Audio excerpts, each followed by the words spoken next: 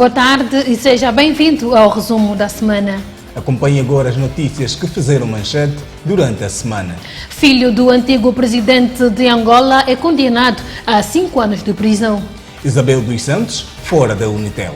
Ex-líder da UNITA nega que antigo presidente da República seja o único responsável pela corrupção em Angola. Presidente russo desafia a OMS e aprova vacina contra a Covid-19.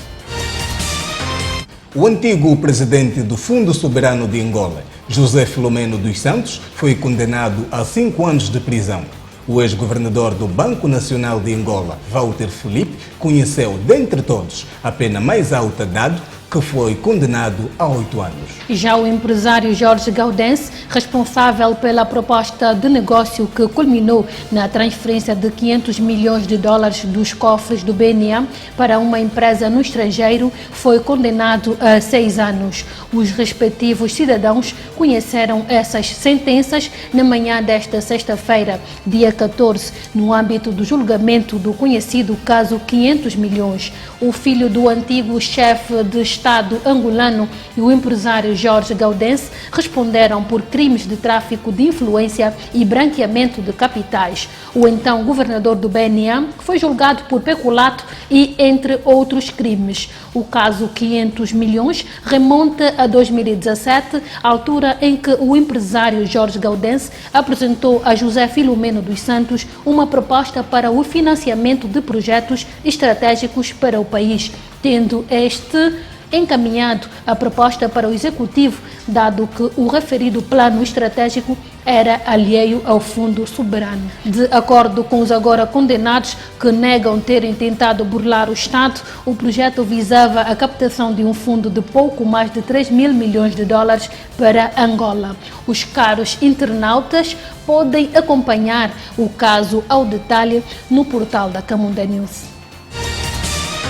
A ex-deputada Velvítia dos Santos, irmã de José Filomeno dos Santos, já reagiu à condenação. Na sua página do Facebook, Velvítia dos Santos sublinha que a condenação do irmão não passa da perseguição que visa afetar o pai, antigo presidente da República, José Eduardo dos Santos. 19 anos depois, Isabel dos Santos abdica do cargo de presidente do Conselho de Administração da Unitel. A empresária tornou pública a posição em comunicado divulgado nesta semana.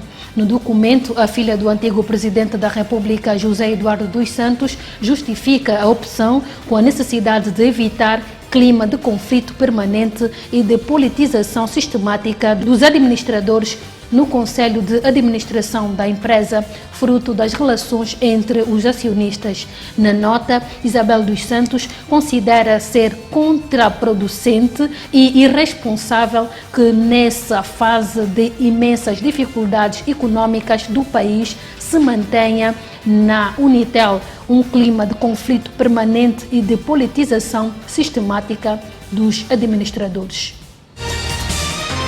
O ex-presidente da UNITA, Isaías Samakuva, nega que o antigo presidente da República seja o único responsável pela corrupção no país. E acredita mesmo que se José Eduardo dos Santos se mantivesse no poder, todo o MPLA continuaria a aplaudi-lo. Isaías Samakuva fez essas declarações durante uma entrevista que concedeu ao programa Logos, conduzido por Erlander Napoleão. Eu não chego a compreender. E eu não culpo o presidente José Eduardo dos Santos sozinho. Não aceito fazer isso. Não seria sério para comigo próprio. Não é possível.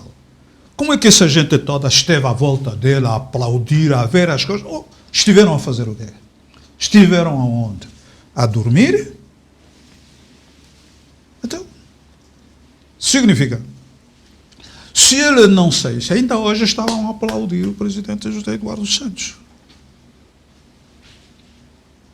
Não é? Ele próprio disse, eu vou sair, entrego o poder ao fulano. E foi assim. Vamos culpar só uma pessoa? Eu não aceito. Eu não aceito. Todos são culpados. Todos. Antigo líder da UNITA recordou ainda que durante o ano de 2016, muitos dos camaradas beneficiaram do dinheiro para combater a febre amarela, que de acordo com as contas da Isaías Samacuva, acabou por fazer mais de 6 mil mortos. Os caros internautas e radiovintes podem acompanhar a entrevista na íntegra no canal Logos, no YouTube. Os familiares do sargento, supostamente morto por um agente do Serviço de Investigação Criminal, acusam os efetivos do SIC de omitir os factos que levaram à morte do referido militar e apelam à sociedade para que ajude na busca da justiça. Falando a Camunda News, Bruno Gregório, irmão do malogrado, manifesta-se agastado com a situação.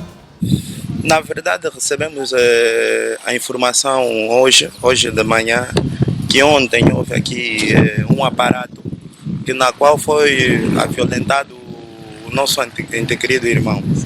E viemos aqui para então pedir informações e pronto, nós não tivemos informações claras, porque havia homens do SIC que vieram ter com o meu irmão porque foi efetivo das Forças Armadas pertencendo ao USP. E na verdade disseram que havia aqui um carro que foi roubado. Prontos que devia colaborar o SIC e a USP, e no entanto, segundo a explanação do colega em serviço, explicou-nos que o SIC passou o dia aqui, então por volta das 19 horas vinham os supostos proprietários da viatura, então os homens do SIC lá dentro começaram logo a disparar. E que na qual o irmão foi alvejado, eles pegaram o irmão, levaram para o hospital, mas que acabou por morrer. A gente não tem toda a informação detalhada, porque nesse preciso momento, nós, parentes, também estamos a fazer diligência, para então, no sentido, pronto, numa próxima ocasião, ter as coisas mais claras, porque acho que decorre um processo, como vocês viram, esteve aí o SIC, esteve aí a PGR, militar, e posteriormente nos vão passar mais informações, mas agora a questão que preocupa a família, para além da dor, é saber que estiveram indivíduos do SIC a disparar sobre civis. Com que razão? Porque primeiro é que eu sei se o SIC esteve no terreno, foi algo bem preparado, porque eles têm treinamento para tal, e na verdade nem conseguiram deter os tais indivíduos, mas mataram um oficial das forças militares. Então vamos esperar que a justiça seja feita, vamos acompanhar o processo, para então ver se ninguém esteja impune ou fora de sua responsabilidade. Mas preocupa-nos porque os homens do SIC estão a nos ocultar informações. Ouvíamos Bruno Gregório, irmão do sargento Agnaldo Bonito, morto na segunda-feira. O sargento tinha sido destacado para manter a inviolabilidade da Unidade Técnica de Gestão de Saneamento de Luanda, situada no bairro São João, no Ojaenda. Testemunhas contaram que o incidente ocorreu depois de 3 jovens se terem deslocado à referida unidade técnica à procura de um lugar para estacionar a viatura. Os efetivos das FA, que controlam o lugar, anuíram a solicitação dos rapazes.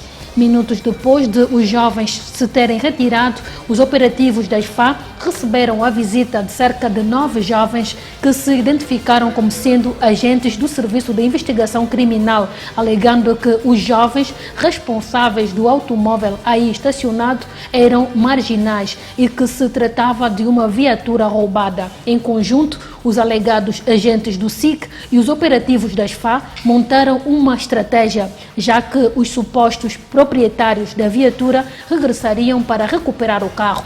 Entretanto, o sargento Agnaldo Bonito foi mortalmente atingido por alguns dos disparos alegadamente efetuados pelos elementos do SIC que tentaram capturar os referidos jovens assim que regressaram em busca da viatura. O presidente russo Vladimir Putin desafiou a Organização Mundial da Saúde ao aprovar a vacina contra a Covid-19 criada por cientistas do seu país. De acordo com a OMS, que avisa não ter razões para recomendar às pessoas o uso da vacina russa, justifica o seu ceticismo em relação ao fármaco de Moscou com o facto de os russos terem queimado etapas essenciais para se perceber a eficácia do medicamento. Apesar dos alertas do órgão reitor da saúde mundial, 20 países já requereram o referido fármaco. Em Beirute, as manifestações continuam apesar da queda do governo de Hassan Diab. Antes de o executivo do Líbano endereçar o pedido para sua própria dissolução ao presidente da República, os manifestantes transmitiam a ideia de que poderiam retirar-se das ruas caso o governo de Hassan Diab fosse substituído. Mas após 3 dias da queda do executivo, os protestos continuam. As manifestações foram motivadas pelas explosões ocorridas no porto de Beirute, que causou a morte de pouco mais de 150 pessoas e deixou mais de 300 mil pessoas desabrigadas. Com esta notícia, nós colocamos um ponto final ao nosso resumo da semana. Não se esqueça de colocar a sua máscara facial, respeitar o distanciamento social, lavar as mãos com água e sabão e, sobretudo, usar álcool em gel para a sua prevenção. Bom final de semana!